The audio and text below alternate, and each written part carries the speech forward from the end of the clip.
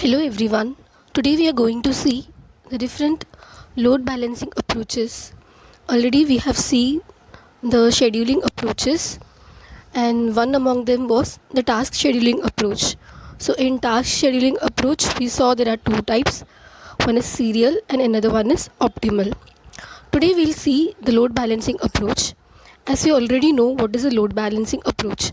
So in load balancing approach, the loads are equally balanced by seeing the node which one is busy. Based on the busyness of the different nodes, the loads are transferred. So it sees that this algorithm keeps in mind that each and every node is equally busy.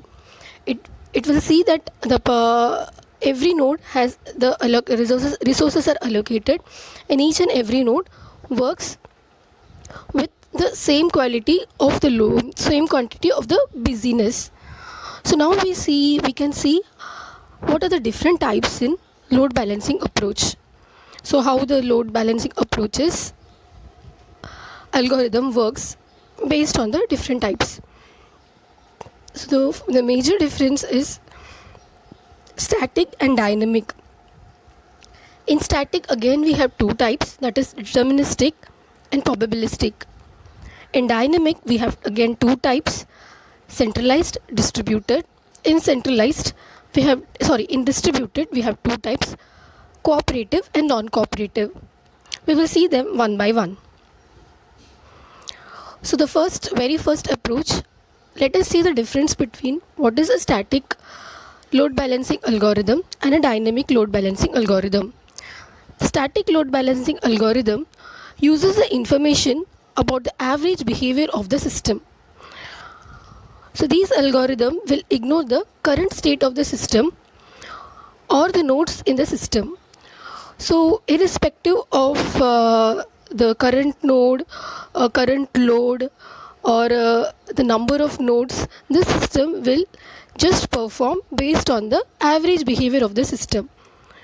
In case of dynamic algorithm, what happens? They collect the state information from the nodes and react to the system as per the state changes. Dynamic algorithms are able to give significantly better performance because they react according to the state. If suppose a particular node the state of a node is inactive, then the load will be transferred from that to another.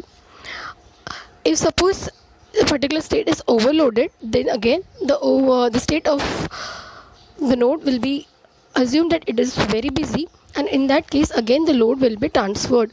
Some amount of load will be transferred from one node to another. Since the state information dynamic algorithm has to work on the state information, the algorithm is quite complex because they have to collect the information, and based on the information they have to categorize it, and then they have to take the decision. But the static algorithms are just based on the average behavior of the system. So they are not worried about the state of the system, not they are worried about the performance or the basic qualities of the node. So the algorithms are much simpler. But when talking about the efficiency, the dynamic algorithms perform better. Now let us see the different types of static algorithm static algorithm in load balancing. So there are two types that we have already seen, that is deterministic and probabilistic. So deterministic algorithm use the information about the properties of the nodes and the characteristic processes to be scheduled. That means they collect the information about the nodes. They have the properties of the nodes, the nodes property, how many resources a particular node can support, what is the processors, how many processors are there, the efficiency of the processor, and the characteristics of the process. So what type of processes are there? Light-weighted processes, heavy loaded processes. So these everything the deterministic algorithm has a clear idea before itself.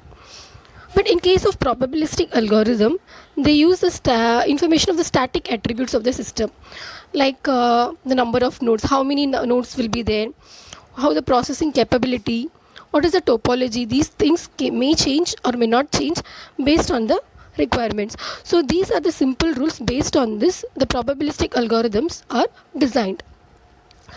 So in deterministic approach, what it is, we are going to determine the process, the severity or the priority of the process. So it is difficult to optimize because it has to get the information, it has to make a clear idea, and that probabilistic is like, we all know what is probability.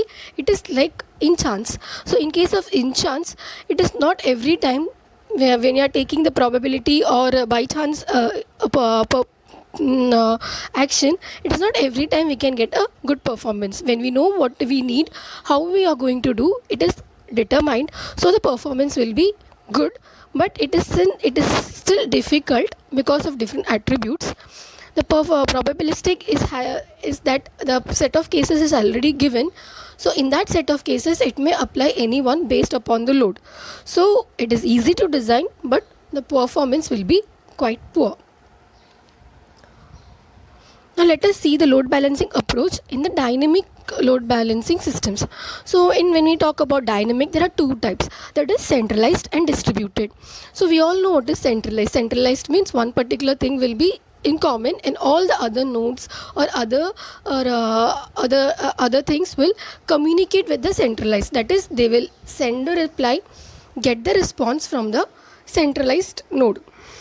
These centralized nodes are play a role in determining what to do and how to do. And distributed, in case of distributed, the nodes will be divided into small sets, and for that small sets, one node will act to regulate them. So now let us see. Centralized approach collects information to the server node. That is, it collects information from other nodes and takes it to the server, and then the server makes the decisions and assigns the work for each and every node. In case of distributed approach, as we saw, the entities are allowed to make their own decision based on the predefined sets.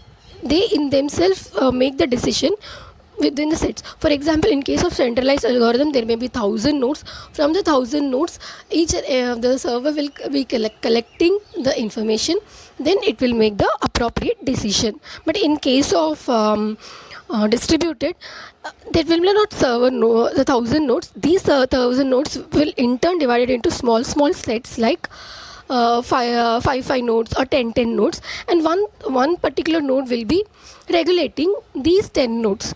So we can see that in centralized algorithms, the decisions, it is efficient to make decisions, but the fault tolerance will be low, because if any one node fails, the centralized algorithm has to identify which one has failed, and it has to make the appropriate decision. So in case of distributed algorithm, the bottleneck of collecting the state information is very much reduced, because it regulates only for a particular node, so they can react faster comparatively. So this is about centralized versus distributed. Now we will see that is the two types of approaches that comes under distributed load balancing algorithm, that is cooperative and non-cooperative. So we know when we talk about cooperative, this says that each and every node in a particular system or a particular network are interdependent on each other. Like the completion of one particular task will be the initiation stage for another particular task in a node. So these types of nodes are called cooperative nodes. They will share the information, and they are aware of each and every state of the node in a particular network. Non-cooperative node, they are independent. They do not care about the other nodes. They just work on their own pace. So in non-cooperative algorithms, the entity acts as autonomous ones and make scheduling decision independently from other entities. The stability of non-cooperative are not that much, because we don't know when what fails. Even suppose one particular node has been failed, it cannot be identified by another node. So fault tolerance is a question mark. In case of cooperative algorithms, since they have a better knowledge of each other, since they have to synchronize with each other, they are aware if suppose a failure occurs in one particular node, it may be notified by others, and the particular decision or the load balancing decision will be taken immediately. So when we compare the complexity, cooperative algorithms are more complex and have over larger overhead, since they have to collect information every time. But in case of non-cooperative, they are not stable, but message overhead is comparatively low. So there are different designing issues in load balancing algorithm. Those are stated here. Load estimation policy. So in order to make certain to avoid all these things, we have certain policies. They are load estimation policy, process transfer policy, state information exchange policy, location policy, priority assignment policy, and migration limiting policy. We will see these policies in the next slide. Thank you.